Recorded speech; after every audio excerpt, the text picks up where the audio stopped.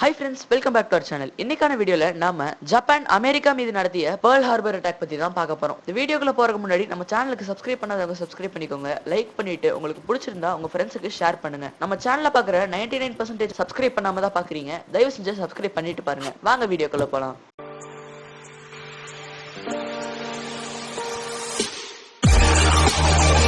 இந்த கதையை நம்ம புரிஞ்சுக்கணும்னா சரியா 1930ல இருந்து பார்க்கணும். 20ஆம் நூற்றாண்டோட தொடக்கத்துல ஜப்பான் தன்னோட ஆர்மியை பலப்படுத்திட்டு இருந்தாங்க. அதாவது கிட்டத்தட்ட அமெரிக்காவோட ஆர்மிக்கு ஈக்குவலா வரணும் அப்படிங்கிற மாதிரி ட்ரை பண்ணிட்டு இருந்தாங்க. அப்போதைய நிலைமையில அமெரிக்காவும் பிரிட்டன் எப்படி மத்தவங்களை காலனி ஆதிக்கத்துக்குள்ள வச்சிருந்தாங்களோ அதே மாதிரி ஜப்பானும் மொத்த ஏசியாவை கைப்பற்ற அப்படின்னு நினைச்சிட்டு இருந்தாங்க. ஜப்பானோட கனவுகளை நினைவாக்க அவங்களுக்கு நிறைய இயற்கை வளங்கள்லாம் தேவைப்பட்டுச்சு. அதுல முக்கியமான சிலது ஆயில், ஸ்டீல், அதுக்கப்புறமா நிலக்கரி. அவங்க முதல்ல பிடிச்ச நிலப்பரப்புனா அது சைனாவின் கீழ இருந்த மஞ்சூரியா தான். ஏன் அவங்க ஸ்பெசிபிக்கா மஞ்சூரியாவை தேர்ந்தெடுத்தாங்கன்னா மஞ்சூரியால தான் ஜப்பானுக்கு தேவைப்படுற பல இயற்கை வளங்களும் மற்ற விஷயங்களும் இருந்துச்சு.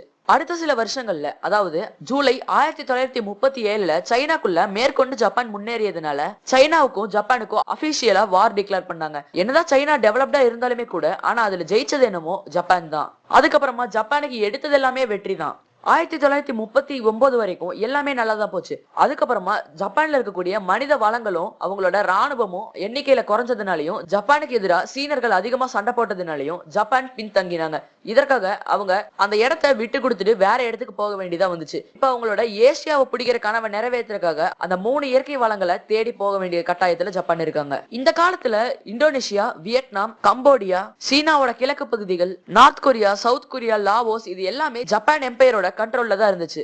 இந்த நேரத்துல ஜப்பான் பசிபிக் கடல்ல செஞ்சுட்டு இருந்த அட்டூழியங்களை அமெரிக்காவும் கவனிச்சுட்டு தான் இருந்தாங்க. இருந்தாலும் முதல் உலக போர்ல ஏற்பட்ட இழப்புக்கு அப்புறமா அமெரிக்கா எவ்வளவு பெரிய போர் வந்தாலும் சரி நாங்க யாருக்கும் சப்போர்ட் பண்ண மாட்டோம், அதே நேரத்துல போர்லயும் கலந்துக்க மாட்டோம் அப்படின்னு சொல்லியிருந்தாங்க. ஒருவேளை அவங்களோட ஆலியன்ஸ்ல இருக்கக்கூடிய நாடுகள் ஏதாவது உதவி கேட்டா கூட பண்ண மாட்டோம்னு சொல்லியிருந்தாங்க.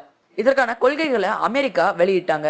இதுக்காக அவங்க ஒரு புது ஆக்டே கொண்டு வந்தாங்க. அந்த ஆக்டோட பேரு நியூட்ரலிட்டி ஆக்ட். இவங்க யாருக்கும் போர் சம்பந்தமா எந்த ஆயுதங்களையும் விற்க மாட்டோம் அப்படின்னு சொல்லிட்டு இந்த ஆக்ட்ல டிக்ளேர் பண்ணியிருந்தாங்க. இதே சமயத்துல ஜப்பான் சீனால பயங்கரமான அட்டூழியங்கள்லாம் பண்ணிட்டு இருந்தாங்க.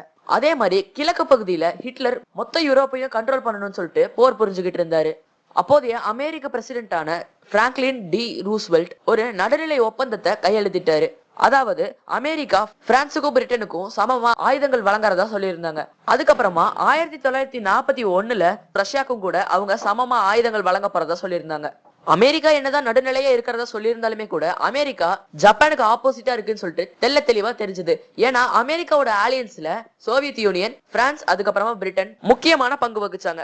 அதே நேரத்துல சைனாவோட ஆர்மியும் இவங்களோட ஆலியன்ஸ்ல ஒரு சின்ன ரோல பிளே பண்ணிட்டு இருந்தாங்க. இந்த 4 நாடுகளோட கூட்டணியை தான் ஆலைட் போர்சஸ்னு சொல்லுவோம். இவங்களுக்கு ஆப்போசிட்டா ஆக்சிஸ் போர்சஸ்ல யாரெல்லாம் இருந்தாங்கன்னா ஹிட்லரோட ஜெர்மனி, இத்தாலி, அதுக்கப்புறமா ஜப்பான் இருந்தாங்க. இந்த நேரத்துல அமெரிக்கா ஆலைட் போர்சஸ்க்கு மட்டும் ஆயுதங்களை வழங்கி ஆக்சிஸ் போர்சஸ்க்கு எதிரா இருக்காங்கன்னு சொல்லிட்டு தெல்ல தெளிவா காமிச்சுக்கிட்டாங்க.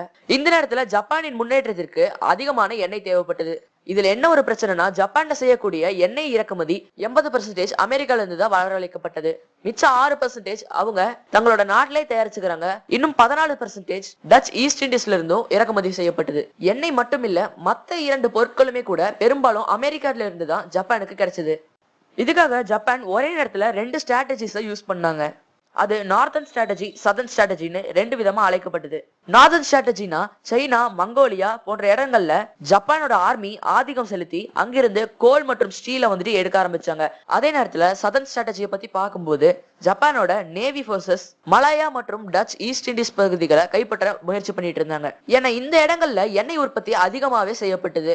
இப்பதான் நம்ம பார்த்தோம் எண்ணெய் வளத்துக்காக மலாயா மற்றும் டச் ஈஸ்ட் இண்டீஸை வந்துட்டு ஜப்பான் கைப்பற்ற நினைச்சாங்கன்னு சொல்லிட்டு. ஆனா அந்த டைம்ல மலாயா பிரிட்டனோட கண்ட்ரோல்ல தான் இருந்தது. இப்போ நம்ம சைனாவோட தெற்கு பகுதியை பத்தி பார்க்கும்போது இன்னைக்கு இருக்கக்கூடிய வியட்நாம், கம்போடியா போன்ற நாடுகள் எல்லாமே பிரெஞ்சு இண்டோ சைனாங்கிற பேர்ல பிரான்ஸோட காலனி ஆதிக்கத்துக்கு கீழே இருந்தது. இப்போ ஜப்பானும் 2ஆம் உலக போருக்குள்ள நுழையறாங்க. எப்படின்னு கேக்குறீங்களா? இப்பதான் நம்ம பார்த்தோம் பிரான்ஸ்க்கும் பிரிட்டனுக்கும் ஆப்போசிட் ஜப்பான் படையெடுக்க ஆரம்பிச்சாங்கன்னு சொல்லிட்டு. அந்த 2 நாடுகளுமே ஆலிட் போர்சஸ்குள்ள இருக்குவாங்க.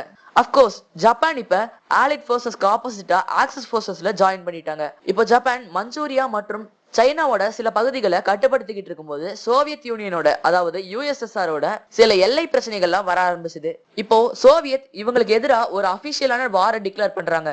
சோவியத்தோட கூட்டணியில மங்கோலியாவும் இருந்துச்சு. இதுல ஜப்பான் தோல்வி அடைகிறாங்க. இந்த வாரம் தான் நம்ம ஹிஸ்டரியில தி கிரேட் பேட்டில் ஆஃப் கால்கின் கால் அப்படின்னு சொல்றோம். இந்த பிரச்சனைக்கு அப்புறமா 1941ஆம் ஆண்டு ஏப்ரல் மாசத்துல ஜப்பான் சோவியத் யூனியனோட நான் அக்ரஷன் ஆக்ட வந்துட்டு சைன் பண்றாங்க. ஜப்பான் இப்ப இத்தாலி மற்றும் ஜெர்மனி கூட ஆலியன்ஸ் வச்சிருந்ததுனால அமெரிக்கா ஜப்பான் மேல ஒரு பயங்கரமான பொருளாதார தடையை விதிக்கிறாங்க. இதனால ஜப்பானுக்கு தேவைப்படுற இரும்பு, ஸ்டீல் மற்றும் காப்பர் அமெரிக்கால இருந்து வர்றது ஸ்டாப் ஆச்சு. இப்ப அவங்க மேல அமெரிக்கா பொருளாதார தடையை விதிச்சதுனால அவங்களோட கூட்டணியில் இருக்கக்கூடிய டச் வெஸ்ட் இண்டீஸ கண்ட்ரோல் பண்ணிக்கிட்டு இருக்கக்கூடிய பிரிட்டன் மற்றும் பிரான்ஸும் அவங்களுக்கு எண்ணெய் தரத ஸ்டாப் பண்ணாங்க. இதனால ஜப்பான் தங்களோட 94% எண்ணெய் சப்ளைய இழந்தாங்க. இந்த பிரச்சனையை ஒரு முடிவுக்கு கொண்டு வரணும், நம்மளுக்கு எப்படியாவது எண்ணெய் தேவைப்படும், அப்பதான் நம்ம ஜப்பான் அரசரோட அகண்ட ஏசியா கனவை நிறைவேற்ற முடியும் அப்படின்னு யோசிச்ச ஜப்பான் அமெரிக்கா கூட சில பேச்சுவார்த்தைகள் எல்லாம் நடத்துறாங்க. அப்படி நடந்த பேச்சுவார்த்தையில அமெரிக்கா சில நிபந்தனைகளின் பேர்ல ரஷ்யாவுக்கு ஜப்பானுக்கு எண்ணெய் தரதா ஒத்துக்கிட்டாங்க.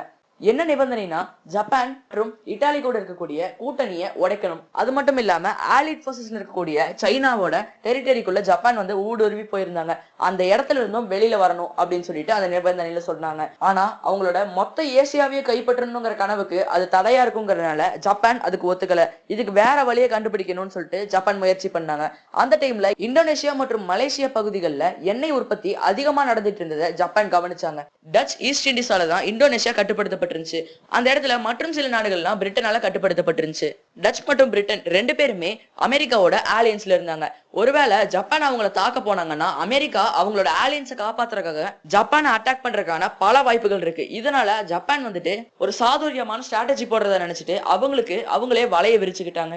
அப்படி ஜப்பான் தங்களுக்கு தாங்களே விரிச்சுக்கிட்ட வலை தான் தி பேர்ல் ஹார்பர் அட்டாக். இந்த பேர்ல் ஹார்பர் அட்டாக் பண்ணும்போது ஜப்பான் என்ன மைண்ட் செட்ல இருந்தாங்கன்னா, இப்போ ஒருவேளை அவங்களோட ஆலியன்ஸ் தாக்கும் போது அமெரிக்கா அவங்க கிட்ட போர் புரிய வரக்கான பல வாய்ப்புகள் இருக்கு. ஆனா அப்படி போர் புரிஞ்சாங்கன்னா திருப்பி சண்டை போடுற அளவுக்கு ஜப்பான் கிட்ட அவ்வளவு வளங்கள் இல்ல. ஏன்னா அமெரிக்கா பல மடங்கு பலசாலியா இருந்தாங்க ஜப்பானை விட. இதனால முதல்ல ஜப்பான் அவங்களோட ஆர்மி பேசஸ் எல்லாத்தையும் டேமேஜ் பண்ணி அவங்களோட போர் கப்பல்களையும் போர் விமானங்களையும் டெஸ்ட்ராய் பண்றதுக்கான திட்டத்தை தீட்டினாங்க. இதனால அமெரிக்காவோட பேர்ல் ஹார்பர்ல போய் அவங்க குண்டு போட்டாங்க. ஒருவேளை இந்த மாதிரி தாக்குதல் நடத்தினதுக்கு அப்புறமா வார டிக்ளேர் பண்ணாலுமே அப்ப அந்த சிச்சுவேஷன்ல ஜப்பானோட கண்ட்ரோல்ல மொத்த ஏசியாவும் இருக்கும். அதனால ஈஸியா அவங்கள சமாளிச்சிடலாம், பேச்சுவார்த்தை நடத்தி போரை நிறுத்திடலாம்னு ஜப்பான் பிளான் பண்ணாங்க. ஆனா அவங்க நினைச்ச மாதிரி எதுவுமே நடக்கல. சரியா 1941 டிசம்பர் 7 அன்னைக்கு இந்த பேர்ல் ஹார்பர் அட்டாக் பிளான ஜப்பான் செயல்படுத்துறாங்க. இந்த தாக்குதலின் மூலமா அமெரிக்காவோட 19 பேட்டில் ஷிப்ஸ், 188 ஃபைட்டர் ஜெட், அதுக்கப்புறமா 2000 மிலிட்டரி சோல்ஜர்ஸ் இவங்க எல்லாருமே டெஸ்ட்ராய் பண்ணப்பட்டாங்க. ஜப்பானோட பிளான் கரெக்டா ஒர்க் அவுட் ஆகுது. அந்த பேர்ல் ஹார்பர் தாக்குதல் முடிஞ்சு சில மணி நேரங்கள்லயே ஜப்பான் முன்னேறி போய் பிலிப்பைன்ஸை தன்வசப்படுத்துறாங்க. அதுக்கப்புறமா சில மணி நேரங்கள்லயே தாய்லாந்து தானாவே வந்து ஜப்பான் கிட்ட சரணடைஞ்சிடறாங்க. குவாங், பேக் ஐலாண்ட்ஸ், பிரிட்டிஷின் மலாயா மற்றும் ஏசியாவில் இருக்கக்கூடிய பல பகுதிகள் ஜப்பானோட கைவசம் வந்துச்சு. 1942 அதாவது அடுத்த வருஷத்தோட தொடக்கத்திலேயே இன்னும் பல நாடுகள் ஜப்பானோட கைவசம் வந்துச்சு. ஜப்பான் எதிர்பார்த்த மாதிரியே அமெரிக்கானால பதிலளிக்க முடியல.